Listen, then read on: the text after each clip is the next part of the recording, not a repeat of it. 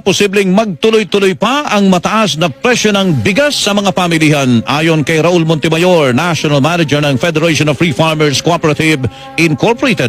Sa ngayon ay patuloy kasi ang mataas na presyo ng palay. At dahil nasa lean months pa ang bansa ngayong Agosto, asahan na lalo pang tumaas ang presyo ng palay. Nasa August pa lang tayo, hindi pa natatapos yung lean months, no? Hindi sana mangyari na lalong tumaas pa yan dahil yan ang binibili ng mga mahihirap, no? Pero if you look at the trend sa palay prices, hindi siya humuhupa.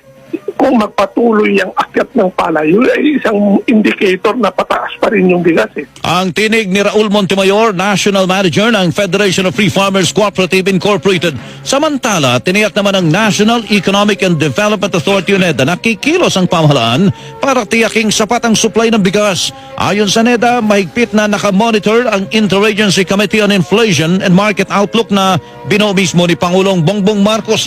Aminado naman ang NEDA na tali ang kamay ng pamahalaan na direktang mag-angkat ng bigas dahil bawal ito sa ilalim ng Rice Tarification Law. Ang maaring gawin ng pamahalaan ay payagan ang pribadong sektor na mag-angkat ng karagdagang supply ng bigas.